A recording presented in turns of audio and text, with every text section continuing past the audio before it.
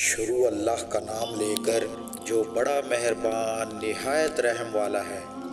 اے نبی صلی اللہ علیہ وسلم، جب تم لوگ عورت کو طلاق دو تو انہیں ان کی عدت پر طلاق دیا کرو اور عدت کو شمار کیا کرو، اور اللہ سے ڈرتے رہو جو کہ تمہارا رب ہے، اور انہیں ان کے گھروں سے مت نکالو اور وہ خود بھی نہ نکلے سوائے اس کے کہ کھلی بے حیائی کا ارتکاب کریں،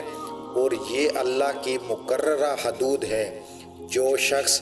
اللہ کی مقررہ حدود سے تجاوز کرے گا یقیناً اس نے اپنی جان پر ظلم کیا۔ آپ کو معلوم نہیں، ممکن ہے کہ اللہ اس کے بعد کوئی نئی صورت پیدا کر دے، پھر جب وہ عورتیں اپنے مقررہ وقت کو پہنچیں تو انہیں بھلے طریقے سے روک لو یا شائستہ طریقے سے چھوڑ دو، اور اپنے میں سے 2 عادل آدمیوں کو گواہ بنا لیا کرو، اور گواہی کو اللہ کی رضا کے لیے سیدھا رکھا کرو۔ ان بات کے ذریعے اس شخص کو نصیحت کی جاتی ہے جو اللہ پر اور آخرت کے دن پر ایمان رکھتا ہو، اور جو شخص اللہ سے ڈرتا ہے اللہ اس کے لیے نکلنے کا راستہ بنا دیتا ہے،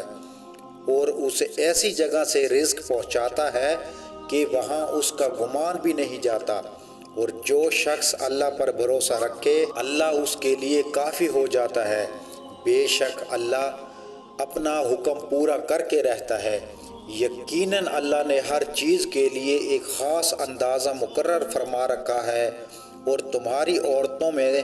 جو عورتیں ماہانہ ایام کے سلسلے میں نا امید ہو گئی ہوں، اگر انہیں شبہ ہو تو ایسی عورتوں کی عدت 3 ماہ ہے۔ نیز وہ عورتیں جن کے ایام اب تک شروع نہیں ہوئے اور ماں بننے والی عورتوں کی عدت یہ ہے کہ ان کے یہاں بچہ پیدا ہو جائے، اور جو شخص اللہ سے ڈرتا ہے اللہ اس کے معاملات میں آسانی فرما دیتا ہے۔ یہ اللہ کا حکم ہے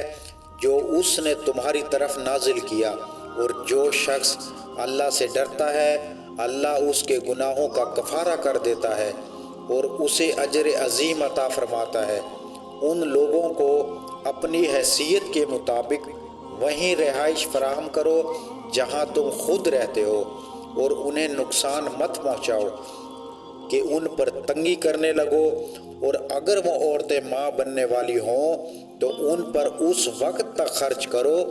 جب تک کہ وہ اپنے بچے کو جنم نہ دے لیں۔ پھر اگر وہ تمہاری خاطر بچے کو دودھ پلائیں تو انہیں ان کی اجرت دے دیا کرو، اور آپس میں بھلائی کی تلقین کیا کرو۔